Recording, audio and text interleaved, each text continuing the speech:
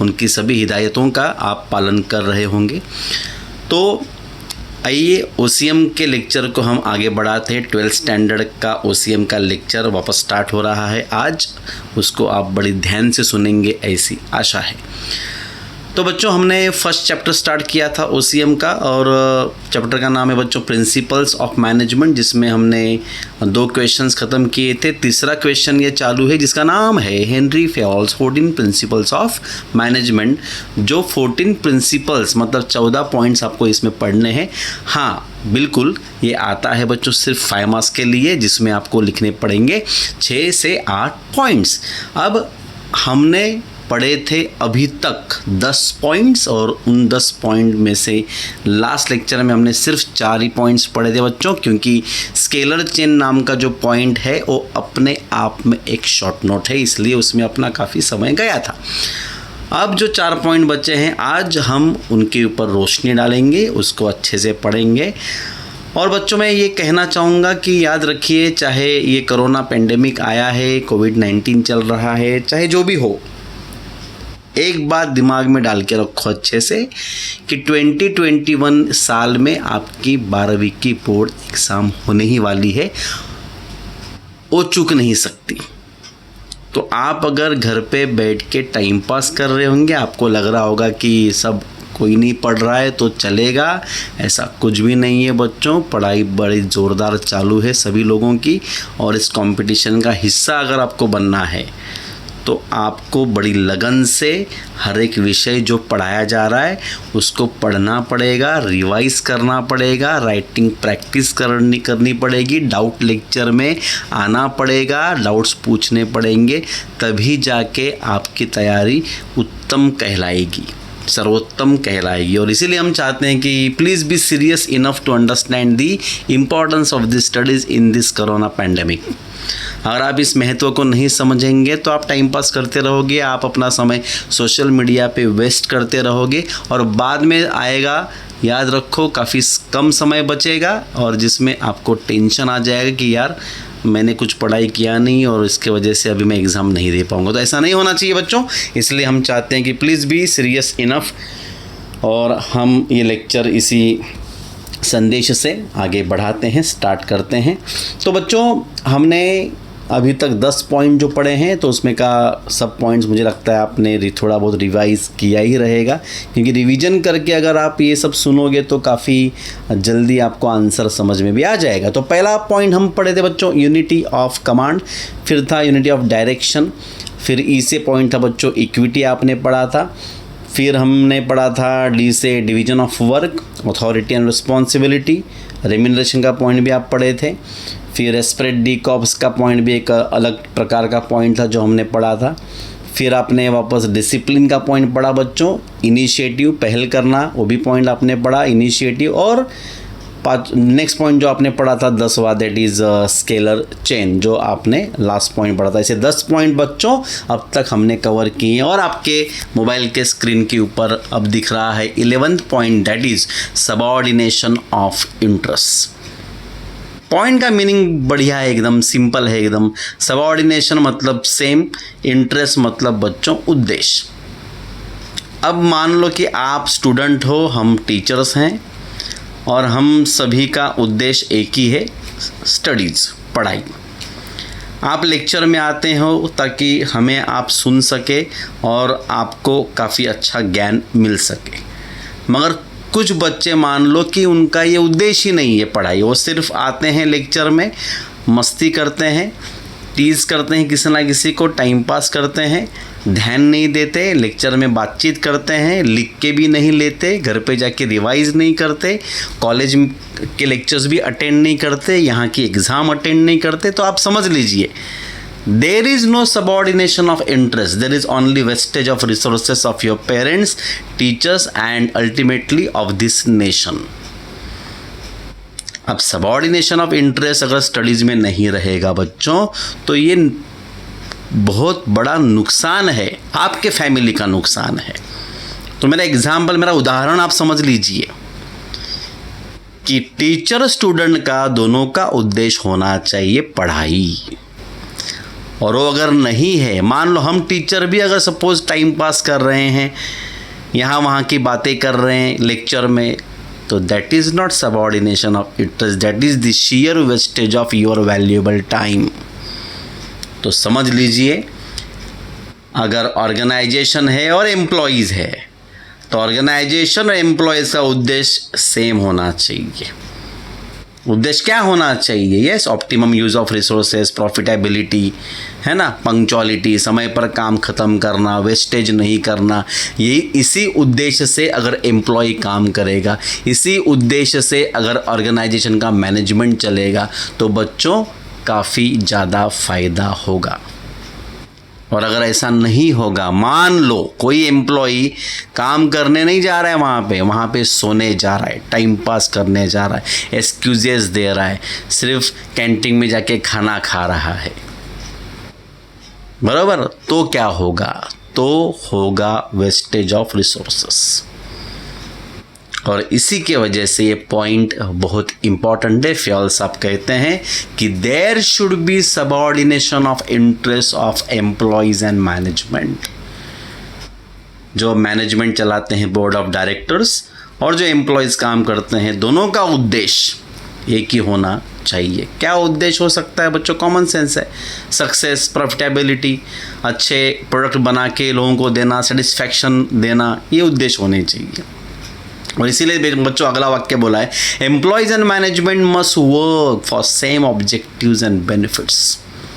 और इसीलिए उस ऑर्गेनाइजेशन के काम करने वाले लोग, उस ऑर्गेनाइजेशन का प्रबंधन चलाने वाले लोगों का काम होना चाहिए, काम चलना चाहिए एक ही उद्देश्य के ऊपर, एक ही फ़ायदे के ऊपर।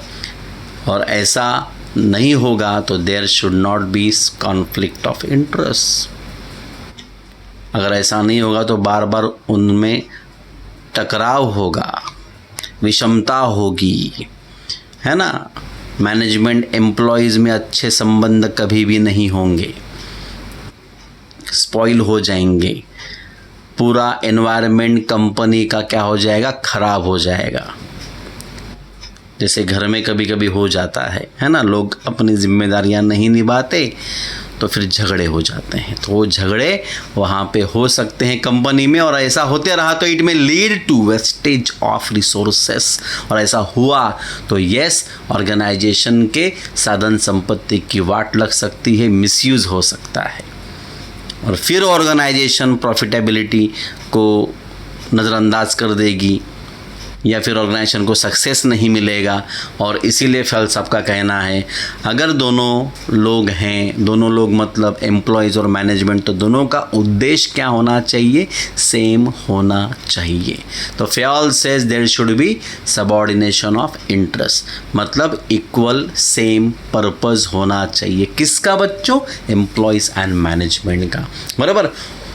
वो दोनों किसके लिए काम करने चाहिए? तो दोनों काम करने चाहिए सेम ऑब्जेक्टिव्स एंड बेनिफिट्स के लिए। दिया है, employees and management must work, उनका काम होना ही चाहिए for same objectives and benefits. क्या नहीं होना चाहिए? There should not be conflict of interest. Mom dad देखो भड़क जाते हैं जब आपको कम मार्क्स आते हैं, आप फेल हो जाते हैं। क्यों? क्योंकि उनका उद्देश्य है आपको पढ़ाना। आपका उद्देश्य अगर पढ़ना नहीं है तो yes, there will be fight. तो आपको दो बातें सुननी पड़ेगी उनकी, हैं आगे। It may lead to wastage of resources, और ऐसा नहीं होगा तो ऑब्वियसली वो जो फीस भर रहे हैं, आपको कॉलेज भेज रहे हैं, आपके मेकअप का खर्चा उठा रहे हैं, वो सब वेस्टेज होगा।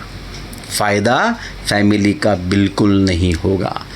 तो इसलिए आपको समझ में आ गया बच्चों पॉइंट है कि उद्देश्य क्या होना चाहिए? सेम होना चाहिए। किसका उद्देश्य? एम्प्लॉयज़ का, मैनेजमेंट का। वो दोनों किसके लिए काम करना चाहिए? वो दोनों काम करने चाहिए सेम ऑब्जेक्टिव्स एंड बेनिफिट्स के लिए। क्या नहीं होना चाहिए? वहाँ पे कॉन्फ्लिक्ट ऑफ इंटरेस्ट नहीं होना चाहिए, मतलब उनके उद्देश्यों में विषमता नहीं होनी चाहिए, नहीं तो वेस्टेज ऑफ रिसोर्सेस होगा। ऐसे 4 वाक्य इसमें आपको याद करने हैं। आइए बच्चों आगे बढ़ते हैं, 12वें पॉइंट पे चलते हैं, जिसका नाम है बच्चों स्टेबिलिटी। स्टेबिलिटी का हिंदी मीनिंग होता है बच्चों स्थिरता। यस, जो स्थिर है उसी का विकास हो सकता है।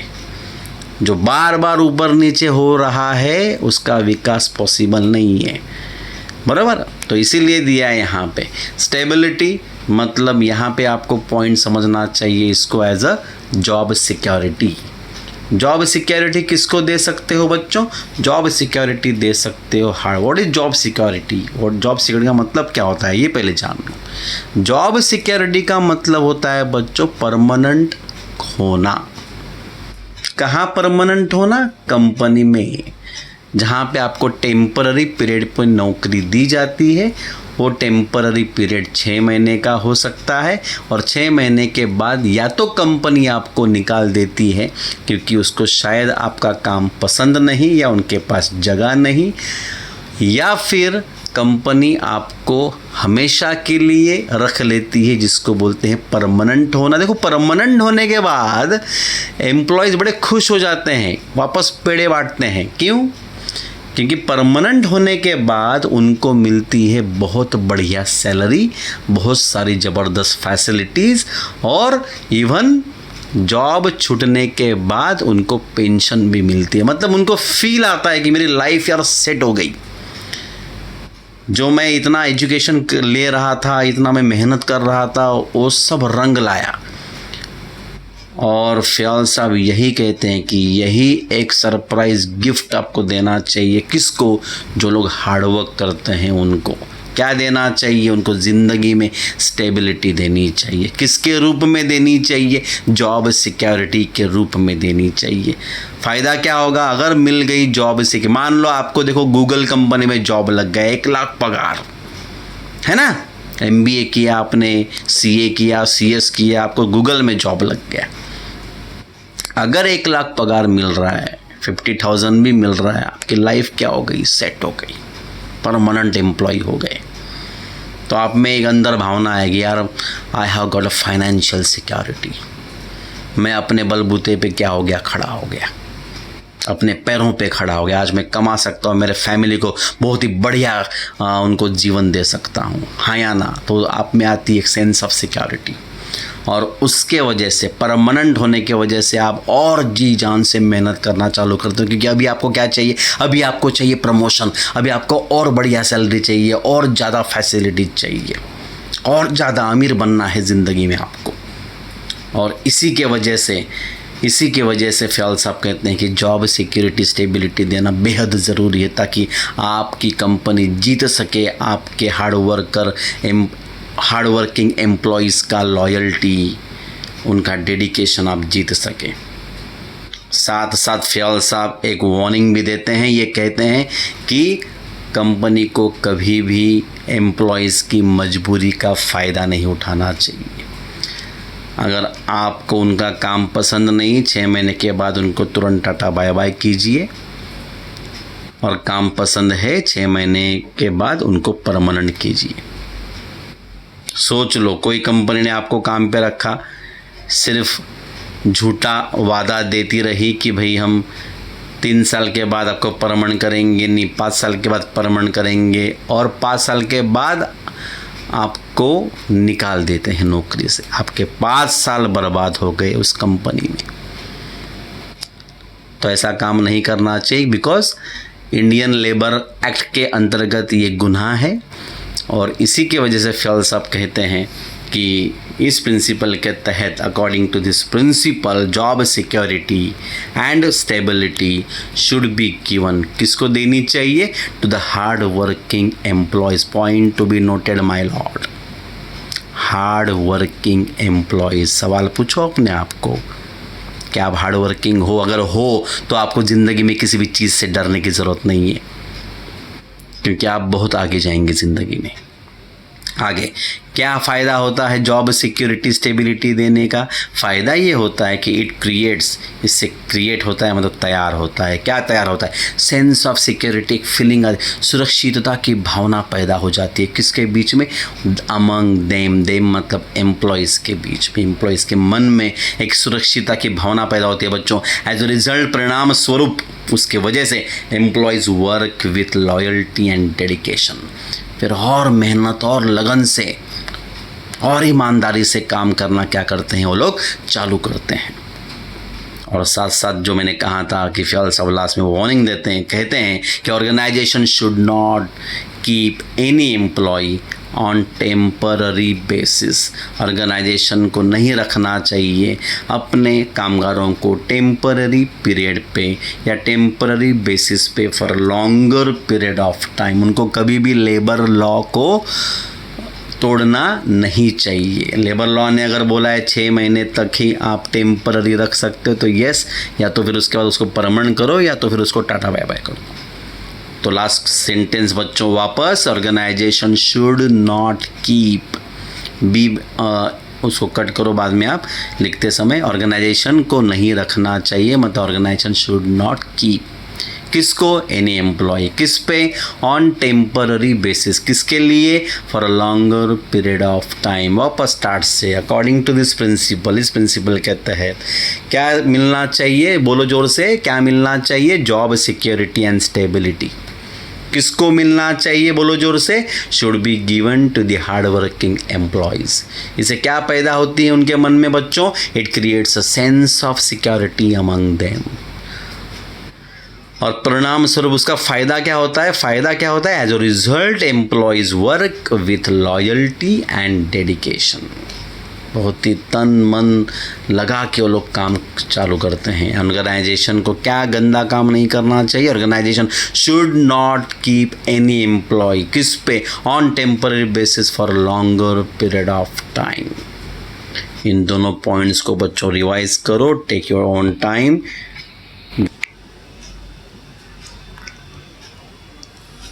तो बच्चों आशा है कि ये दोनों पॉइंट्स आपको समझ में आए होंगे। आइए लास्ट पेज पे चलते हैं और ये आंसर ख़त्म कर देते हैं।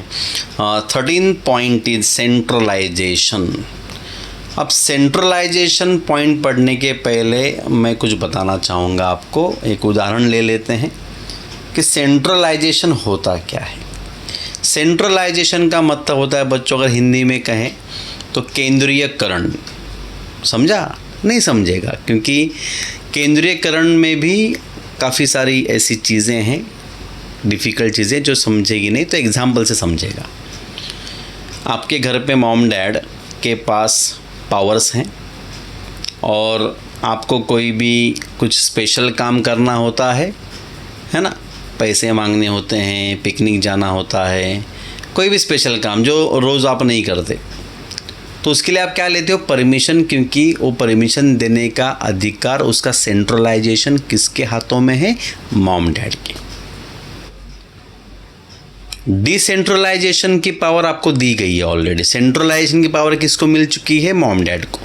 डिसेंट्रलाइज पावर आपके पास है, मतलब घर में रहना, खाना खाना। आप पूछते हैं क्या मम्मी को, फ्रिज खोलूँ क्या मम्मी, पूछते हैं, पानी पीऊँ क्या मम्मी, पूछते हैं क्या, नहीं। अब वो बिंदास कर दो, क्यों, उसकी पावर आपको दी गई है, सेंट्रलाइज पावर आपको दी गई है। और इसके वजह से आपको कुछ स्पेशल करना होता है, तभी आप मॉम डैड को पूछते हो, उनकी परमिशन लेते हो। मतलब मॉम डैड के हाथ में है बच्चों सेंट्रलाइजेशन, आपके पास है डिसेंट्रलाइजेशन। इन दोनों में बढ़िया बैलेंस रखना चाहिए, ऐसे फ्यूल्स साहब कहते हैं। तो अगर हम ऑर्गेनाइजेशन की बात करेंगे तो यस, मैनेजमेंट, जो मैनेजमेंट कर रहे हैं उनके पास जो मैनेजर्स हैं उनके पास होने चाहिए इम्पोर्टेंट मैटर्स को हैंडल करने की पावर, और ऑर्डिनरी मैटर्स को हैंडल करने की पावर देनी चाहिए सबऑर्डिनेट्स को। तो फ़ायदा क्या होगा, फ़ायदा काम स्मूथली चलते रहेगा, एफिशिएंसी बढ़ते रहेगी, मैनेजर वहाँ पे खड़ा भी नहीं रहेगा तो भी काम चलते रहेगा। लोग कंटिन्यूसली मशीन पे, कंप्यूटर पे काम करते हैं, because they know what has to be done, they know their duties and powers. तो कोई भी आपके सर पे खड़ा रह के वहाँ पे काम करके नहीं लेगा। क्यों? क्योंकि decentralise power are already given in your hand. और इसी के वजह से बच्चों ये पॉइंट भी काफ़ी इम्पॉर्टेंट है, क्योंकि वापस वही चीज़ें बताऊंगा मैं। अगर आप एम्प्लॉई हो और हर छोटी चीज़ के लिए अगर आप मैनेजर को परेशान करोगे, कंप्यूटर स्टार्ट करूँ क्या, काम करूँ क्या, ईमेल भेजूँ क्या, ये सब पूछते रहोगे बार बार, तो काम स्मूथली नहीं चलेगा, एफिशिएंसी मतलब कार्य क्षमता नहीं बढ़ेगी। ठीक है, तो आइए पॉइंट में घुसते हैं। Fayol says there should be a good balance, काफी अच्छा समतोल बैलेंस होना चाहिए। किसके बीच में बच्चों? बिटवीन सेंट्रलाइजेशन एंड डिसेंट्रलाइजेशन, मतलब केंद्रीयकरण और विकेंद्रीयकरण के बीच में एक बढ़िया बैलेंस होना चाहिए, है ना। जैसे मैं कहूँगा too much centralisation and too much decentralisation must be avoided. बहुत ही ज़्यादा पावर्स अगर मॉम डैड ने अपने पास ही रखी तो आपका जीना मुश्किल हो जाता है। बहुत ही ज़्यादा पावर्स अगर आपको दी गई तो उनका जीना मुश्किल हो जाता है। तो there has to be a good balance, है ना, ताकि सबकी ज़िंदगी बरोबर बैलेंस से चले। और इसी के वजह से बच्चों कहा गया है second sentence, important matters must be centralise, मतलब किसके हाथ में सेंट्रलाइजेशन होना चाहिए? उसका, managers. And regular matters must be decentralise in the hands of subordinates. तो इम्पॉर्टेंट मैटर्स के बारे में निर्णय लेने की पावर देनी चाहिए मैनेजर्स को, और रेगुलर मैटर्स के बारे में निर्णय लेने की पावर देनी चाहिए सबऑर्डिनेट्स को। तो हो गया अच्छा बैलेंस दोनों में। फ़ायदे, इसके दो फायदे हैं बच्चों। काम कभी भी रुकेगा नहीं, स्मूथली चलते रहेगा क्योंकि हर बंदे को पता है क्या करना है। तो it helps in the smooth functioning of organisation. Functioning मतलब वर्किंग, हर डिपार्टमेंट में सिस्टमैटिकली आराम से स्मूथली काम चलते रहे। इवन मैनेजर उस दिन नहीं आएगा तो भी काम चलते रहेगा, बिकॉज सबको पता है काम क्या करना है। क्लियर? आगे, it also enhances overall efficiency. Enhances मतलब इंक्रीजेस, बढ़ाता है। क्या बढ़ाता है बच्चों? कार्य क्षमता बढ़ाता है, क्योंकि हर चीज़ के लिए वहाँ पे डिले नहीं होगा, टाइम पास नहीं होगा, परमिशन लेने के लिए लाइन नहीं लगाएंगे लोग, और काम कंटिन्यूसली चलने के वजह से कार्य क्षमता पे बुरा असर नहीं पड़ेगा, उल्टा वो तो बढ़ जाएगी। और इसी के वजह से फ्योल साहब कहते हैं सेंट्रलाइजेशन डिसेंट्रलाइजेशन के बीच में बढ़िया बैलेंस होना चाहिए। एग्जाम्पल भी समझ में आ गया बच्चों? ओके, चलो। Fayol says there should be a good balance, क्या होना चाहिए? बहुत ही बेहतरीन बैलेंस होना चाहिए। किसके बीच में? बिटवीन सेंट्रलाइजेशन एंड डिसेंट्रलाइजेशन, मतलब किसी को बहुत ही ज़्यादा पावर्स नहीं देना चाहिए या किसी को बहुत कम पावर नहीं देना चाहिए। प्रॉपर बैलेंस दोनों में होना चाहिए। आगे, इम्पॉर्टेंट मैटर्स को क्या करना चाहिए? तो बोला गया है important matters must be centralise, मैं ऐड करना चाहूँगा in the hands of managers. And regular matters must be decentralise, मैं ऐड करना चाहूँगा in the hands of subordinates. फ़ायदा सेकेंड पैरा में आप लिख दो कि it helps in the smooth functioning of organisation, और दूसरा फ़ायदा it also enhances overall efficiency of organisation. तो समझ में आ गया? बढ़िया बैलेंस होना चाहिए पावर का केंद्रीयकरण और विकेंद्रीयकरण करने में। Last point, very important point, order. Order का मतलब यहाँ पे बच्चों आदेश देना नहीं आएगा, ऑर्डर का मतलब यहाँ पे आएगा सुव्यवस्था, सिस्टमैटिक अरेंजमेंट, है ना। बहुत लोग बच्चे उसको गलत लेते हैं, ऑर्डर मतलब आदेश देना, नहीं, बिल्कुल नहीं। यहाँ पे मतलब व्यवस्था। अपना घर ही देख लो, क्योंकि अभी घर में ही हो पिछले 2 महीनों से, तो आपको पता है कि घर की हर चीज़ कहाँ रखनी चाहिए। घर की हर चीज़ के लिए एक प्रॉपर जगह दी गई है, वहाँ पे वो चीज़ रखनी चाहिए।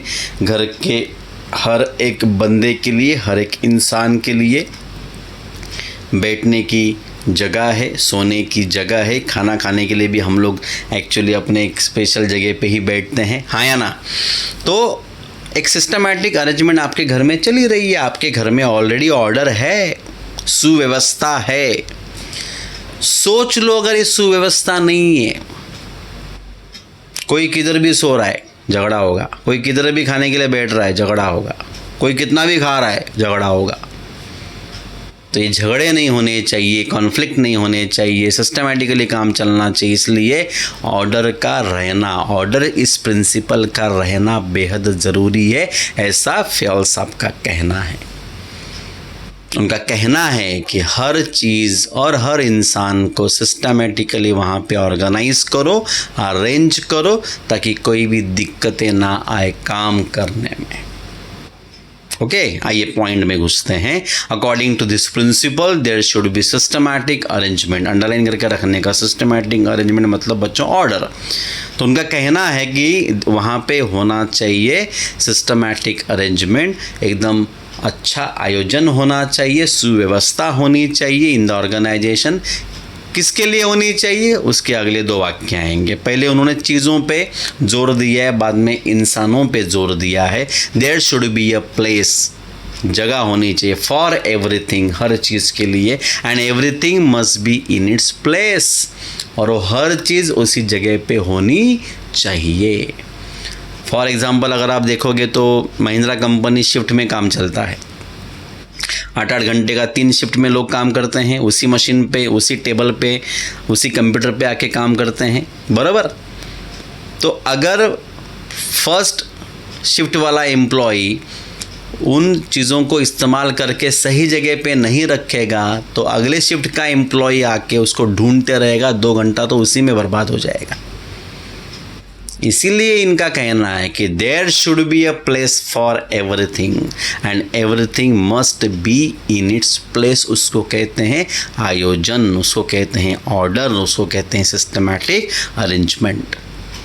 अब जैसे चीज़ों के लिए जगह है, वैसे वहाँ पे काम करने वाले हर एम्प्लॉय को जगह होनी चाहिए। उसको पता होना चाहिए कंपनी में अंदर जाने के बाद उसको कहाँ बैठना है, कहाँ काम करना है। और इसी के वजह से बच्चों दिया है कि similarly there should be a place for everyone.